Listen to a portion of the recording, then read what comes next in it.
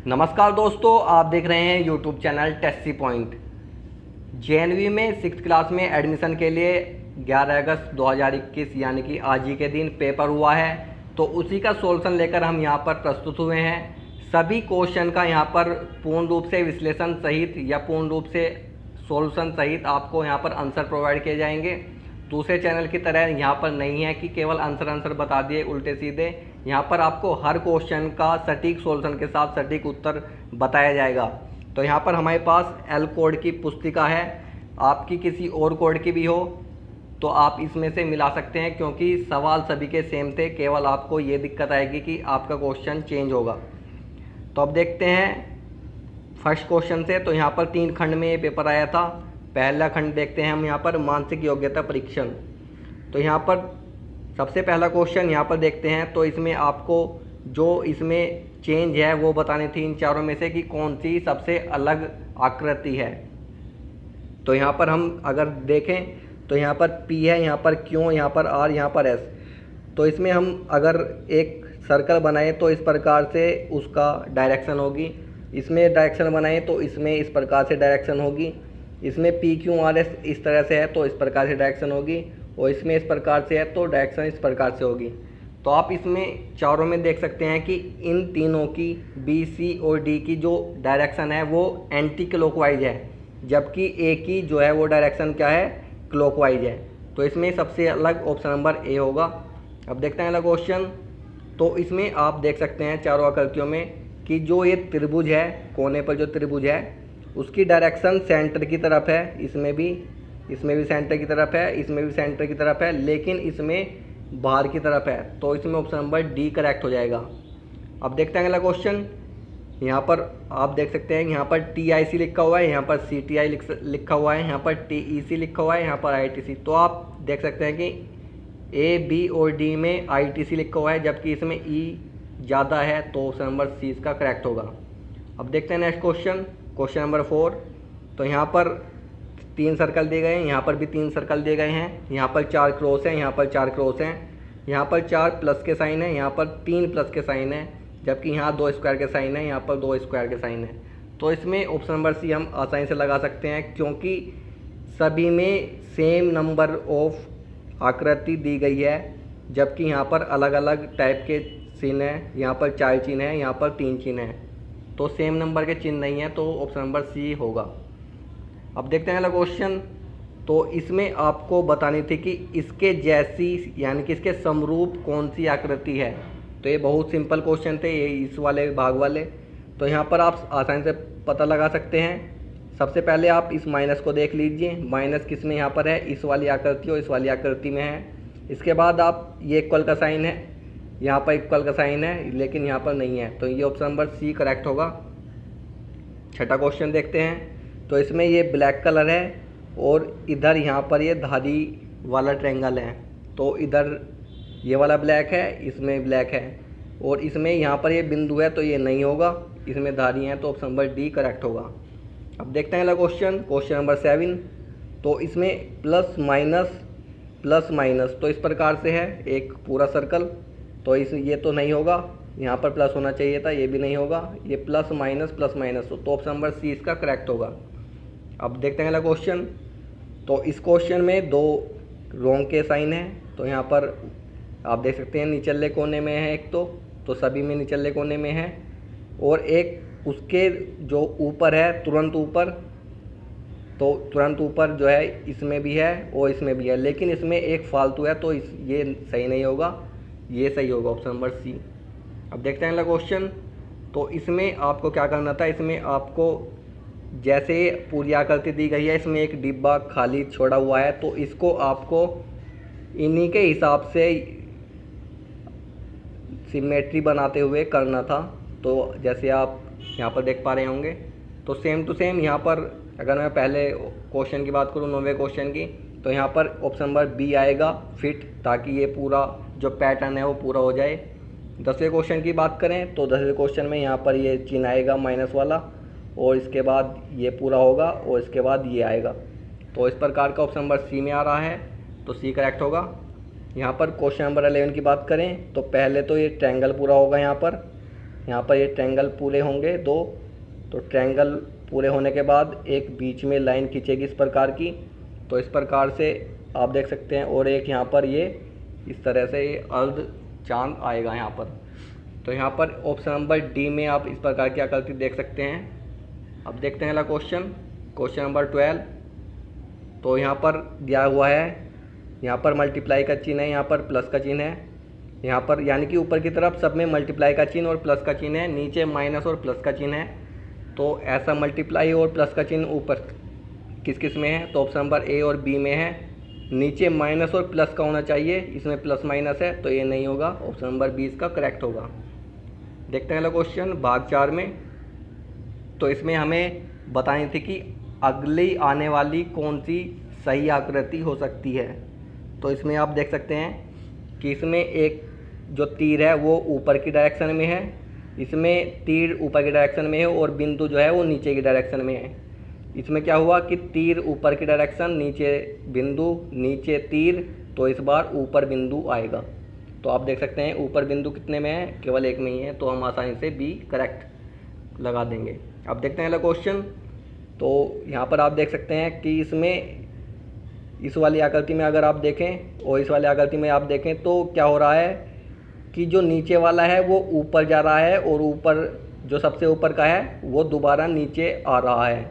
यानी कि आप अगर देखें तो यहाँ पर ये नंबरिंग करें अगर हम, तो यहाँ पर ये पहले नंबर, दूसरा नंबर, तीसरा नंबर, तो ये दूसरे नंबर वाला पहले पर आ गया है और ये तीसरे नंबर वाला वो दूसरे पर आ गया है और पहले नंबर वाला तीसरे पर चला गया है। तो इस प्रकार से क्रम चलता रहा है। और यहाँ पर तीसरी आकृति जब आएगी तो चौथी आकृति सेम टू सेम इसके जैसी ही आ जाएगी, तो इसके सेम टू सेम ऐसी ऑप्शन नंबर बी होगा। अब देखेंगे अगला क्वेश्चन। तो इसमें जो डायरेक्शन है वो ऊपर की साइड है, यहाँ पर ये लेफ़्ट की साइड है, यहाँ पर डाउनवर्ड है, तो इस बार राइट की साइड आएगी। तो ऑप्शन नंबर सी में राइट की साइड है, तो सी करेक्ट होगा। देखते हैं अगला क्वेश्चन। तो इसमें आप एक शेडेड रीजन देख पा रहे होंगे। तो शेडेड रीजन अब नीचे आ गया है और जहाँ पर ये पहले था वहाँ पर इस प्रकार की जो है वो आकृति बनी गई है। फिर इसके बाद ये नीचे आया, फिर इसके बाद ये राइट में आया, तो इस बार ये ऊपर आने वाला है शेडेड रीजन और तीनों तरफ आपकी आकृति बनने वाली है। तो इसमें ऑप्शन नंबर बी राइट होगा। अब देखते हैं भाग 5। तो यहाँ पर ऑप्शन दिए गए हैं। तो इसमें आप पहला क्वेश्चन अगर आप देखें तो इसमें स्टार बना हुआ है और स्टार के भीतर जो आकृति शेडेड रीजन में है वो क्या है, वो यहाँ पर अगली रख दी गई है।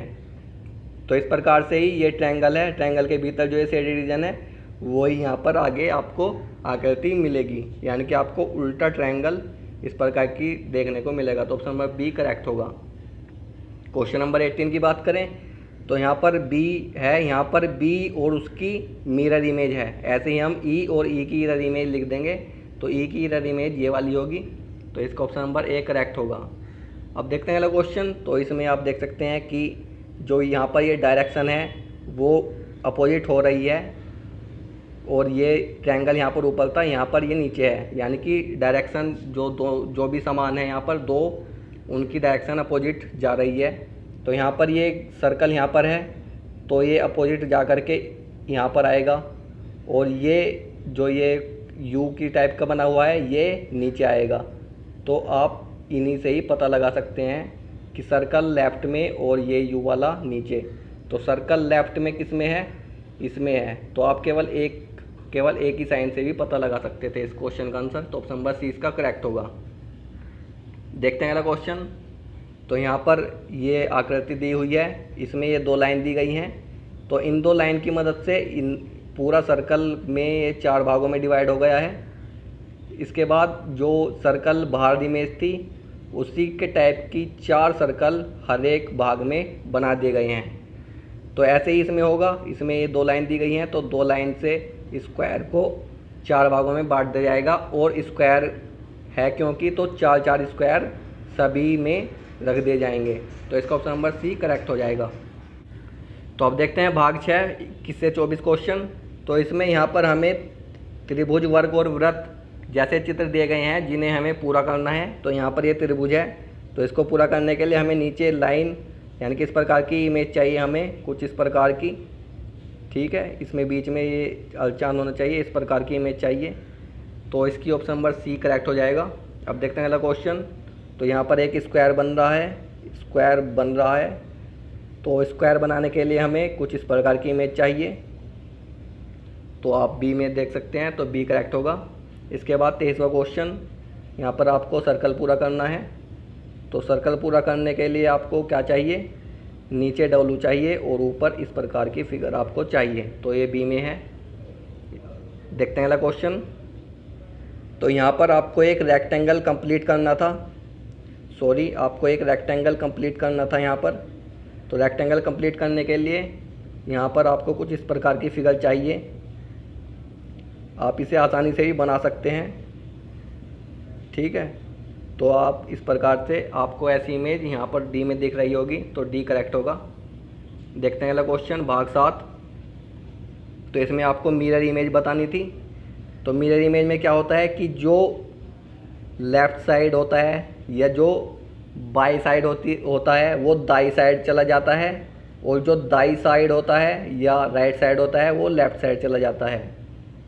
तो इसमें आप देख सकते हैं कि जो ये ऊपर वाला तीर है वो इधर लेफ़्ट में है, जो मिरर इमेज होगी उसमें राइट में होगा। तो यहाँ पर आप देख सकते हैं कि इसमें है, तो ऑप्शन नंबर डी इसका करेक्ट होगा। देखते हैं अगला क्वेश्चन। तो यहाँ पर इसकी मिरर इमेज ये हो जाएगी। अगले क्वेश्चन देखते हैं। तो यहाँ पर लेफ़्ट में ट्रायंगल है, तो राइट में चला जाएगा ट्रायंगल, और स्क्वायर राइट में चला जाएगा। वो स्क्वायर जो है वो लेफ़्ट में चला जाएगा और ट्रायंगल आपका राइट में चला जाएगा। तो ट्रायंगल राइट में इसमें है और स्क्वायर लेफ़्ट में है। इसमें भी यही है, लेकिन इसमें जो लाइन है वो पूरी खिंची हुई है, जबकि इसमें नहीं है ऐसी, इसमें केवल बीच में है। तो ऑप्शन नंबर सी करेक्ट होगा। देखते हैं अगला क्वेश्चन। तो इसमें एक क्रॉस है वो इधर शिफ्ट हो जाएगा, और सर्कल भी इधर शिफ्ट हो जाएगा, और ये शेडेड रीजन इधर शिफ्ट हो जाएगा। तो इसकी ऑप्शन नंबर ए करेक्ट हो जाएगा। देखते हैं अगला क्वेश्चन। तो इसमें आपको क्या करना था, इसमें आपको पेज दिया हुआ है, पेज को इन्होंने दी गई आकृतियों के अनुसार मोड़ा है और फिर उसको कट लगा दिया है। तो जब उसको आप खोल कर देखेंगे तो किस प्रकार की आकृति आपको नज़र आएगी वो आपको बताना था। तो जब इस प्रकार से काटेंगे तो इस प्रकार की आकृति नज़र आएगी जब आप खोल कर देखेंगे पेज को। इसके बाद जब इस प्रकार से मोड़ेंगे और बीच में यहाँ पर कट लगाएंगे तो यहाँ पर कुछ इस प्रकार की इमेज नज़र आएगी, ऑप्शन नंबर ए जैसी। देखते हैं अगला प्रश्न। तो यहाँ पर मोड़ दिया है इसको सर्कल की शेप में, और यहाँ पर 3 सर्कल बना दिए गए हैं। तो ये 3 सर्कल चारों भाग में बराबर आ जाएंगे। तो यहाँ पर आप ऑप्शन नंबर बी में देख सकते हैं, तो इस प्रकार की फिगर आएगी। क्वेश्चन नंबर 32 देखते हैं। तो क्वेश्चन नंबर 32 में इस तरह से मोड़ा है ट्रायंगल की शेप में, और फिर यहाँ पर 2 कट लगा दिए हैं। तो ये 2 कट लगने की वजह से ये चारों तरफ कट चले जाएंगे, और आप देख सकते हैं कि यहाँ पर चारों साइड कट हैं। तो ऑप्शन नंबर सी इसका करेक्ट होगा। देखते हैं अगला क्वेश्चन।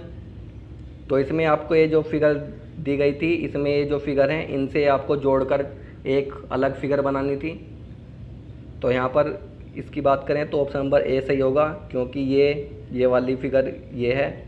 ये वाला रेक्टेंगल की बात करें तो ये वाला ट्रायंगल जो है वो ये है, और ये वाला ट्रायंगल ये है।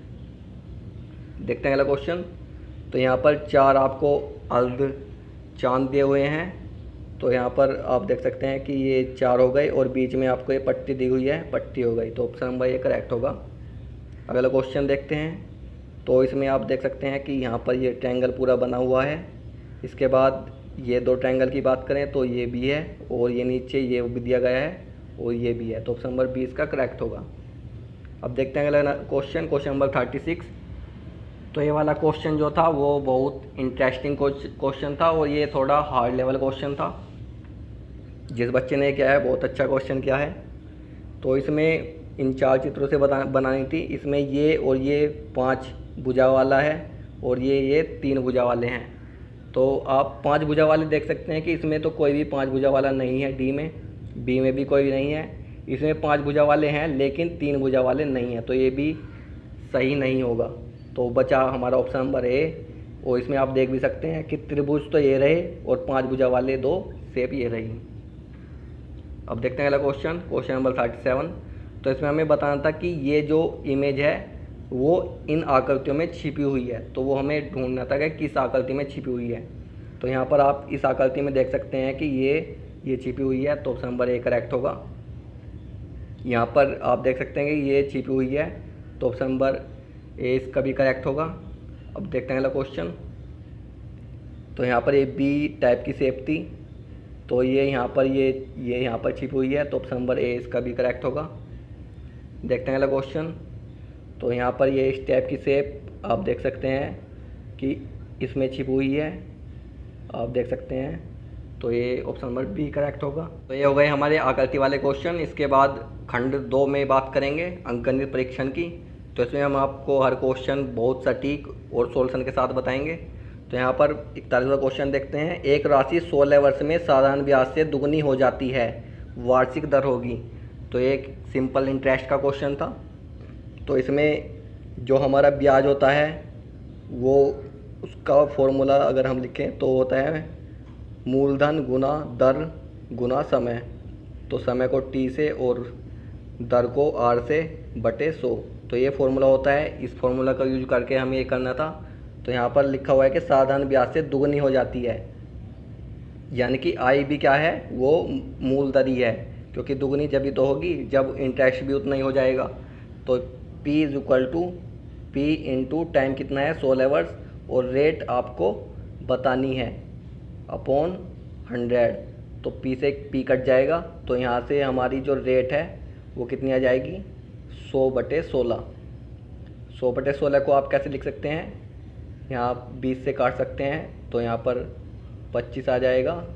20 से नहीं, यहाँ से 4 से काट सकते हैं, तो 25 चौका 100 और 4 चौक 16, 25/4 आ जाएगा। और 25/4 को जब हम कंपाउंड में लिखेंगे तो ये आ जाएगा हमारा 6 सहित 1/4। तो ऑप्शन नंबर 20 का करेक्ट होगा। देखते हैं अगला क्वेश्चन। यदि एक समकोण त्रिभुज की 2 लंबवत भुजाएं 5 सेंटीमीटर तथा 12 सेंटीमीटर हैं तो इस त्रिभुज का परिमाप है। तो त्रिभुज का परिमाप बताना था। तो यहाँ पर 2 साइड दी हुई हैं और ये एक समकोण त्रिभुज है, यानी कि एक एंगल 90 डिग्री है। तो इसमें हम पाइथागोरस थ्योरम लगा सकते हैं आसानी से। ये 5 है, ये 12 है, तो ये हाइपोटेनस हो जाएगी। तो हाइपोटेनस का स्क्वायर यहाँ पर क्या हो जाएगा, 5 का स्क्वायर प्लस 12 का स्क्वायर। तो h बराबर आ जाएगी हमारी अंडर रूट में 25 प्लस 144, और 25 प्लस 144 होता है हमारा 169, 196। तो h बराबर आ जाएगी हमारी 13, क्योंकि 13 का स्क्वायर होता है 169। तो हमारी तीसरी साइड कितनी आ गई है 13। और अब हमें परिमाप बताना था, परिमाप यानी कि तीनों भुजाओं का योग। तो 12, 5, 17, 13, 30। तो 30 सेंटीमीटर इसका आंसर होगा। अब देखते हैं अगला क्वेश्चन। दिया गया है कि 154 गुना 18 बराबर 27/72। तो 27.72/1.8 का मान क्या है। तो इस क्वेश्चन में बहुत लोगों ने मिस्टेक की है। तो इसमें आपने ये वाला कर दिया है कि ये भी डिवाइड में है, लेकिन इसमें अलग से संख्या दी हुई थी। तो इसको अगर हम करेंगे 27.72/1.8, अगर हम पॉइंट भी हटाते हैं तो ये पॉइंट यहाँ पर आ जाएगा 7 के बाद। तो ये हमारी संख्या बन जाएगी 277.2/18। और जब हम इसको डिवाइड करेंगे तो हमारा आएगा 15.4। तो ऑप्शन नंबर 20 का करेक्ट हो जाएगा। देखते हैं अगला क्वेश्चन। एक क्रिकेट के खिलाड़ी की 24 पारियों में रनों का औसत 28 रन है। वह 25वीं पारी में कितने रन बनाए ताकि उसका औसत 29 हो जाए। तो यहाँ पर 28 रन है औसत 24 पारियों में, ठीक है। तो 25वीं पारी में उसे कितने रन बनाने चाहिए। पहली बात, वो 28 रन तो बनाएगा ही बनाएगा, क्योंकि 28 तो पहले ही था, तो 28 तो उसको बनाने पड़ेंगे। इसके साथ साथ उसे 25 रन और बनाने पड़ेंगे ताकि उसका औसत 29 हो सके। तो 25 + 28 कितना हो जाएगा हमारा 53। तो इसका जो उत्तर होगा वो होगा ऑप्शन नंबर डी। देखते हैं अगला क्वेश्चन। एक विद्यालय में 3/5 बच्चे लड़के हैं तथा लड़कियों की संख्या 800 है, लड़कों की संख्या है। तो लड़कों की संख्या इसमें हमें बतानी थी। तो यहाँ पर अगर हम माने कि टोटल बच्चे x हैं, तो यहाँ पर लड़कियों की संख्या कितनी हो जाएगी 2/5x, क्योंकि 3/5x तो लड़के हैं, तो लड़कियाँ 2/5x हैं, जो कि किसके बराबर है 800 के। तो यहाँ से x बराबर आ जाएगा हमारा 8 पंजे 40, 4000 बटे 2, 2000। तो यानी कि टोटल बच्चे कितने हैं, 2000। 2000 में से 800 लड़कियां हैं, तो बच्चे कितने हमारे, 3/5 बच्चे लड़के हैं, तो ये हो जाएंगे 1200। अब देखते हैं अगला क्वेश्चन, क्वेश्चन नंबर 46। 2,02,000 को अंकों द्वारा लिखने पर प्राप्त होता है। तो ये सिंपल क्वेश्चन था, 2,02,000। अब देखते हैं अगला क्वेश्चन, 6 अंकों की छोटी से छोटी संख्या तथा 4 अंकों की बड़ी से बड़ी संख्या में अंतर है। तो 6 अंकों की छोटी से छोटी संख्या क्या होगी हमारी, 1 के बाद शून्य लगा देते हैं, जितनी भी पूछी जाती है तो वो छोटी से छोटी हो जाती है। तो 1, 2, 3, 4, 5 और 6, और 4 अंकों की बड़ी से बड़ी, 4 अंक की बड़ी से बड़ी क्या होगी हमारी, वो होगी, जितने भी बड़ी से बड़ी पूछे गए हैं उतने 9 लगा दीजिए, 9 9 9 9।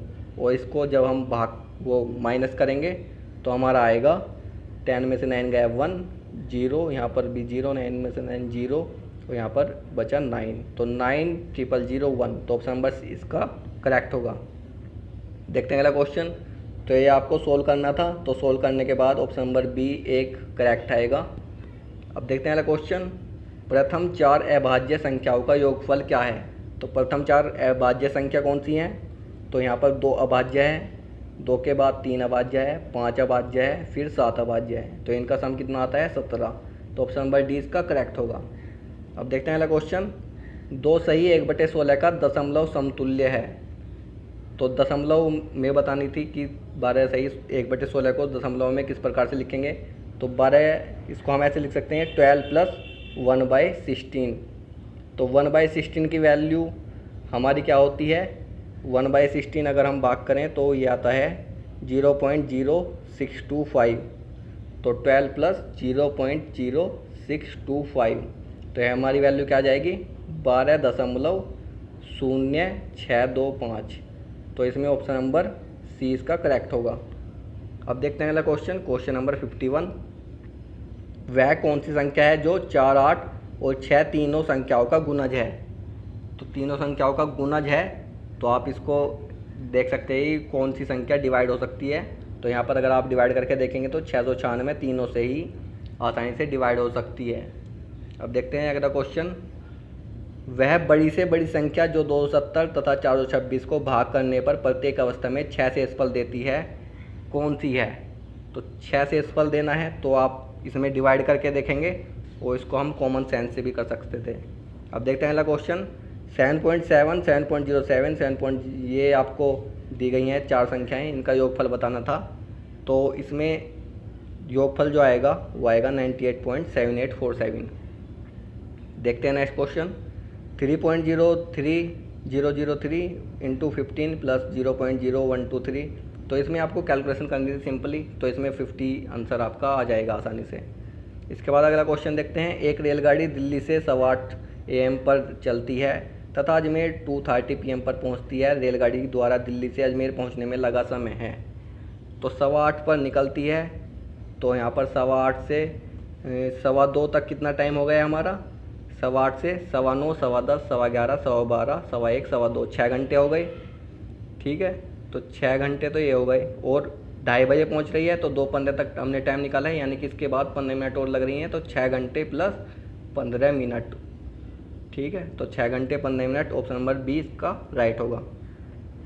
अब देखते हैं अगला क्वेश्चन, क्वेश्चन 56। एक मैच कुल आधा घंटा चलता है। मैच के समय का 1/10 भाग टाइम आउट के लिए लिया जाता है। यह टाइम आउट कितने मिनट का होता है। तो 30 मिनट का जो है आधा घंटा, मतलब कि आधा घंटा चलता है एक मैच, तो 1/10 भाग लिया जाता है, तो 30 का 1/10 क्या हो जाएगा, 30/10। तो यानी कि 3 मिनट जो है वो टाइम आउट के लिए लिया जाता है।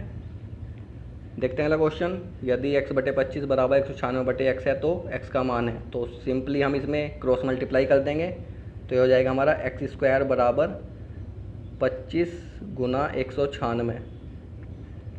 तो x बराबर क्या आ जाएगा हमारा, रूट में 25 × 196।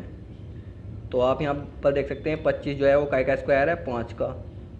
196 किसका स्क्वायर है, 14 का।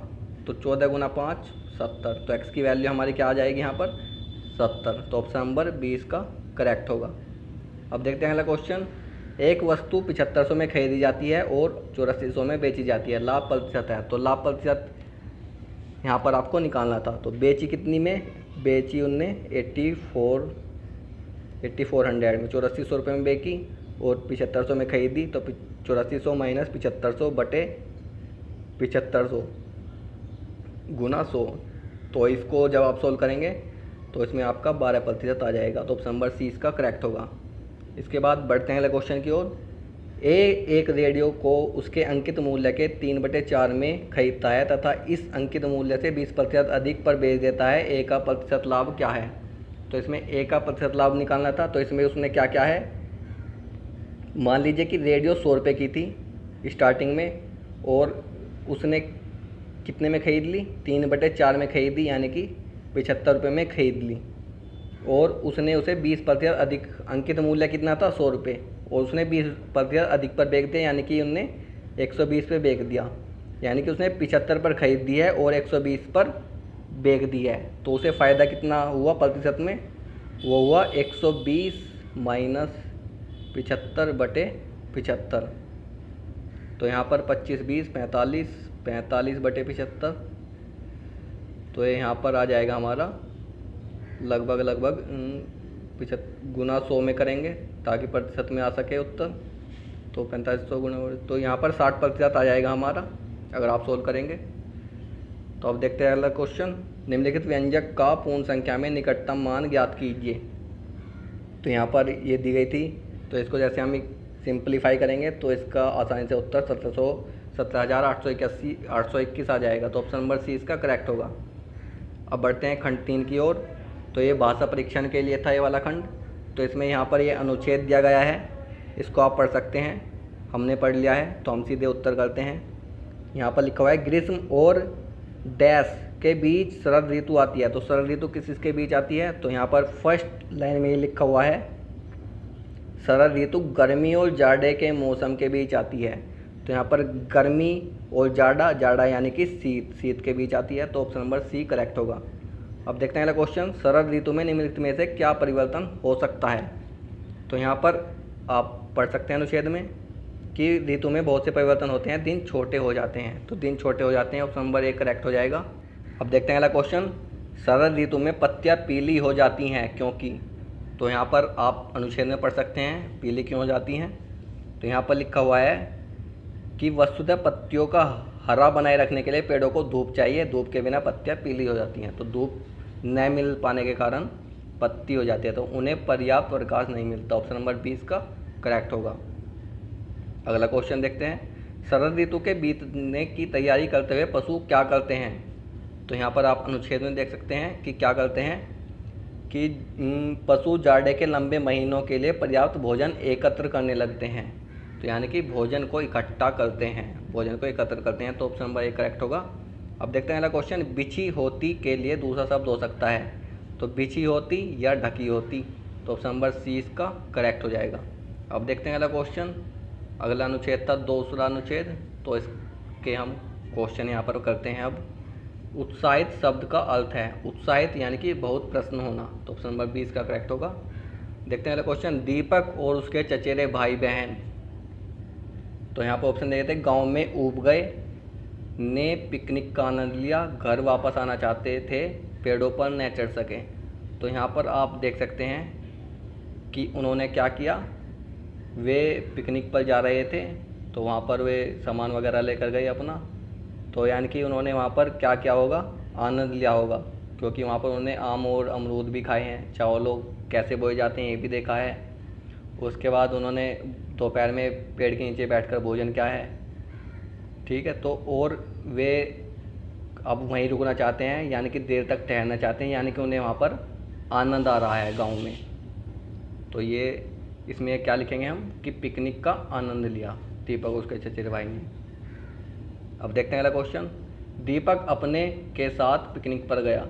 तो किसके साथ गया वो, चाचा जी और चचेरे भाई बहन के साथ। अब देखते हैं अगला क्वेश्चन। पिकनिक का स्थान एक कहाँ पर था, गांव में था। तो ऑप्शन नंबर सी इसका करेक्ट होगा। अब देखते हैं अगला क्वेश्चन। चाचा जी ने दीपक को दिखाया कि कैसे, तो चाचा जी ने क्या दिखाया था कि चावल कैसे उगाते हैं। तो ऑप्शन नंबर डी इसका करेक्ट होगा। अब बढ़ते हैं अगले अनुच्छेद की ओर। अनुच्छेद 3 आप पढ़ सकते हैं, यहाँ पर हमने पढ़ रखा है, तो हम सीधे इसके क्वेश्चन आंसर देखते हैं। रस्साकसी है, रस्साकसी क्या है? रस्साकसी एक खेल है। अगला क्वेश्चन देखते हैं। रस्साकसी में हम मुक्केबाजी करते हैं, छुपा छुपी करते हैं, रस्सी खींचते हैं, बल्लेबाजी और गेंदबाजी करते हैं। इसमें हम क्या करते हैं? रस्सी खींचते हैं। रस्साकसी तभी इसका नाम है। अगला क्वेश्चन देखते हैं। रस्सी के अंतिम छोर को पकड़ने वाला टीम का सदस्य होता है। तो रस्सी के अंतिम छोर को पकड़ने वाला व्यक्ति शक्तिशाली होना चाहिए, तो ऑप्शन नंबर सी इसका करेक्ट होगा। अब देखते हैं अगला क्वेश्चन। टीम जो बीच की रेखा के पार खींच ली जाती है, यानी कि जो लाइन खींची होती है उससे कोई दूसरी टीम उसे खींच लेती है, तो वो टीम क्या होती है? हार जाती है। अगला क्वेश्चन देखते हैं। संगठित शब्द का अर्थ है। संगठित यानी कि साथ साथ होना या इकट्ठा रहकर होकर रहना या फिर एकत्रित होकर रहना। अब देखते हैं अगला क्वेश्चन। तो अनुच्छेद 4 की बात होगी यहाँ पर, तो आप इसको पढ़ सकते हैं, हमने पढ़ लिया है, तो हम सीधे प्रश्न उत्तर करते हैं। हम स्वस्थ कैसे रह सकते हैं? तो इस अनुच्छेद में दिया गया है कि अगर हम संतुलित भोजन खाएं और व्यायाम करें तो हम स्वस्थ रहेंगे। देखते हैं अगला क्वेश्चन। भार कम करने के लिए हमें क्या अधिक खाना चाहिए? तो अनुच्छेद में लिखा हुआ है कि हमें फल और सब्जियां अधिक से अधिक खानी चाहिए। इसके बाद अगला क्वेश्चन। स्वस्थ रहने के लिए हमें क्या अधिक पीना चाहिए? तो अनुच्छेद में लिखा हुआ है कि हमें पानी का सेवन अधिक से अधिक करना चाहिए। इसके बाद अगला क्वेश्चन। कौन सा व्यायाम सबके लिए अच्छा है? तो इस अनुच्छेद में लिखा हुआ है कि सैर करना और साइकिल चलाना सबसे अच्छा व्यायाम है। इसके बाद क्वेश्चन नंबर 80। सक्रिय शब्द का विलोम शब्द क्या है? तो यहाँ पर विलोम यानी कि इसके अपोजिट वर्ड हमें बताना था। सक्रिय का अपोजिट वर्ड होगा निष्क्रिय। तो ये थी पूरी आंसर की बहुत अच्छे सॉल्यूशन के साथ, पूरे एनालिसिस के साथ। अगर आप चैनल पर नए हैं तो चैनल को सब्सक्राइब कर लीजिए। हम कल को इसकी कट ऑफ डाल देंगे कि कितनी मेरिट पर कॉलेज मिलेगा, कितना अंक आपको मिनिमम चाहिए एडमिशन लेने के लिए या सिलेक्शन लेने के लिए। तो नए हैं तो चैनल को सब्सक्राइब करें, इस वीडियो को लाइक करें और इस वीडियो को शेयर करें अपने दोस्तों के साथ या अपने दूसरे साथियों के साथ। तो मिलते हैं अगली वीडियो में, तब तक के लिए धन्यवाद। जय हिंद, जय भारत।